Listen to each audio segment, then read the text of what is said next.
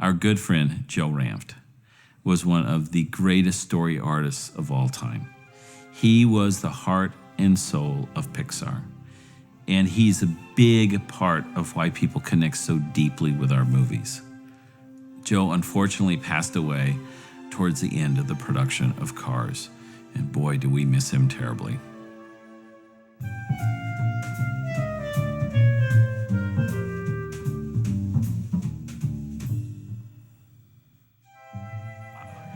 I don't know if I can be objective about myself, but I love characters. You know, they're not real, but you make them, it's an illusion that they are alive, that they've got something inside them that's motivating them and it's driving them.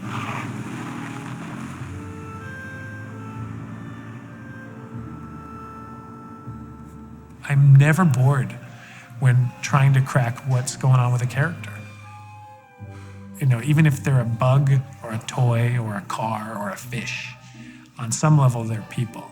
All the toys are worried, so Woody goes over to the Sarge and says, "Sergeant, establish a recon post down." I really dig storyboarding, and somehow it's like in putting pen to paper, things occur to me that I wouldn't occur to me just sitting and writing.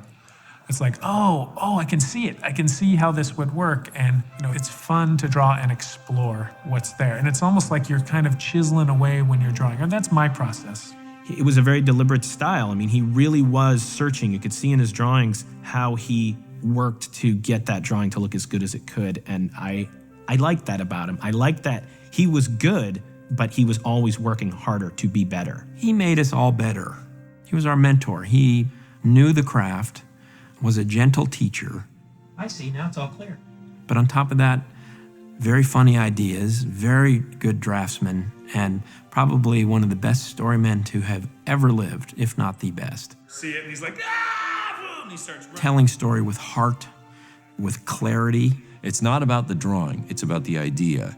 And Joe communicated in a very quirky, funny way, that's a gift. He was able to capture character, the situation, but his drawing was so clear, you got it like that, and you could read it from across the room. So what he had to say was always worthwhile, and how he told it was so deceivingly simple that it almost was a disservice. It made you think, well, I can do that, or anybody can do that.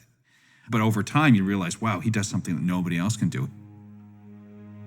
I don't want to work on a film that's really cynical, because I'm not really cynical.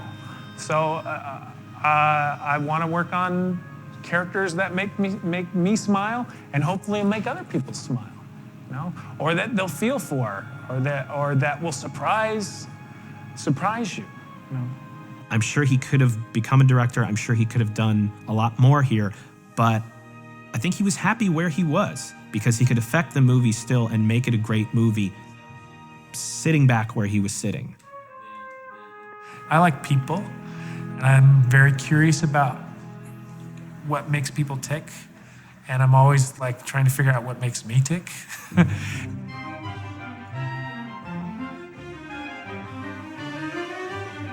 I started drawing when I was younger in school and would get in trouble for drawing inappropriate monsters on my books. Like, it's something I did because I wasn't really great in academics. I think it was the fact that I got involved in art that I be able to like function well in school. I was in trouble in school a lot.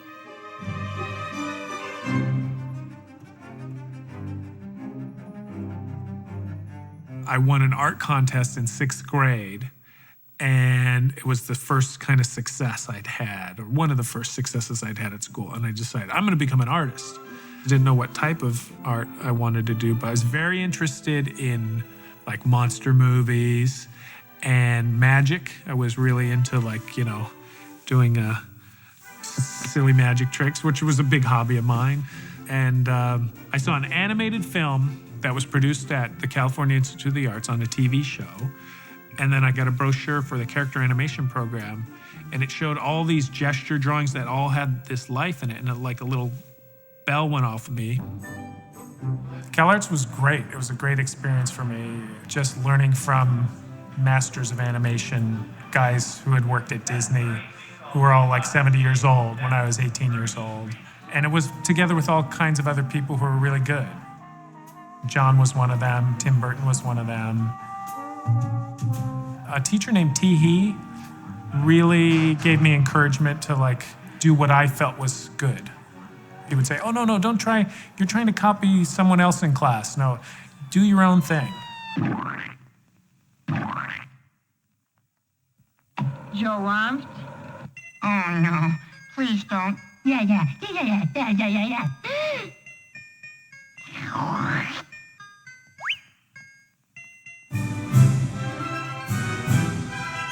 I ended up, after my second year, getting hired at Disney, and I actually worked on various projects like Beauty and the Beast, and I had worked on Little Mermaid.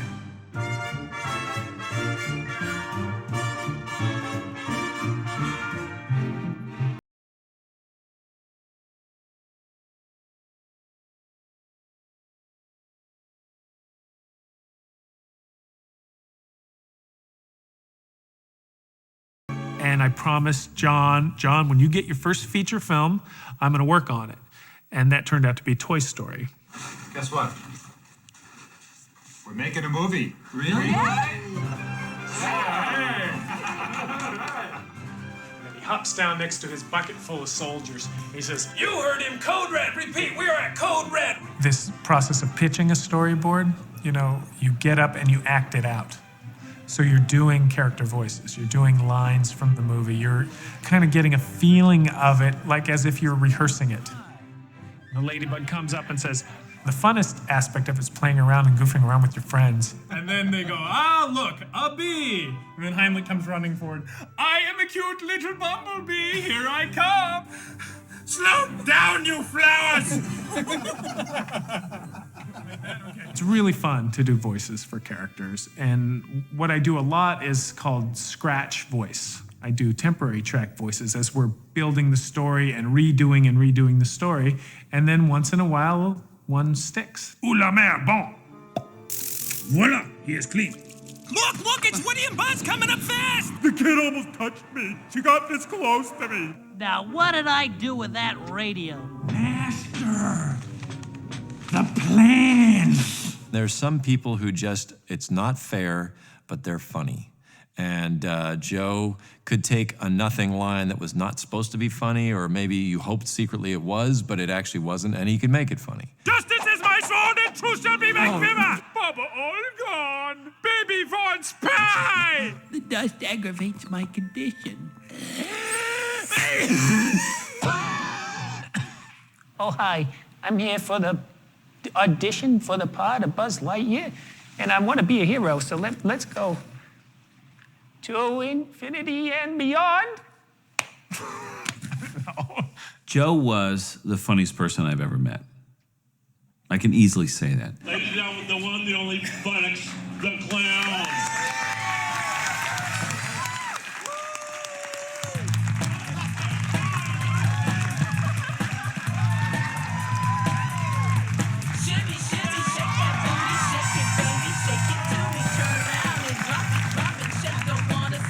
Anytime you're with him, you're just laughing and having a great time. I'm Lightning McQueen. And I use Rusty's Medicaid point. And I use Rusty's Medicaid. Surprised?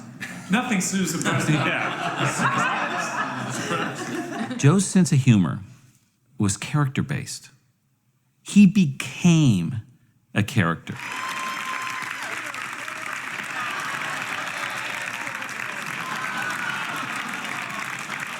It's all about personal grooming, Craig. It's a hair gel, and what you want to do is work it up in the front. So you got business up front and party in the back. Business up front and party in the back. There you go.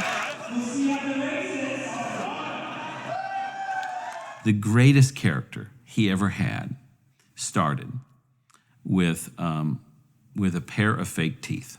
As soon as he put them in his mouth, he became this unbelievable character. Bob, what kind of pie do you like? I like any kind of pie. How about you? I like moo-shoo pork. I thought you were going to say you like pie. Well, if they made moo-shoo pie, I'd be in heaven.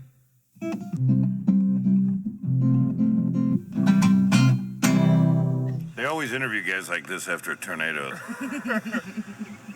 Lost my whole shack.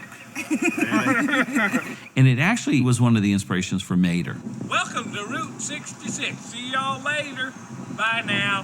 Where are you? Shoot, you're in Radiator Springs. Joe had this, the combination of this huge heart and this sick sense of humor. Oh, look at the beautiful colors of the blood. We drew one of you dying because our teacher said it would be more dramatic. He would, in that way, keep the sort of sweet and some might say schmaltzy elements of the story in check by having that sort of dark element as well. And that became an essential ingredient for the films we do even now. I just like to go for something that comes alive or feels fresh or like, wow, that would be cool. Oh, wow, that's, that excitement to get something across and like, people are gonna laugh so hard when they see this. Joe was like born to entertain people. He was just a natural at it. Joe was just a really giving guy. I mean, he just really cared about people, I think, for sure beyond where most people do. He didn't have to care about any of our lives outside of work, but man, he did. And I think he wanted you to be a better artist, but he also helped a lot of us be better people. You walked up to him and asked him a question, you always left with dignity. You always found a way to say, oh, I want to help you answer this, but I want to celebrate the fact that you're even asking the question. He was just a great listener, probably the best. And he had a real sixth sense for when people needed it, even if you weren't looking for it. And that I'll miss more than anything else is the random knock at the doorway and just going, it's Joe. And he was just remarkable. He was one of the most amazing talents I've ever seen. And boy, do we miss him terribly.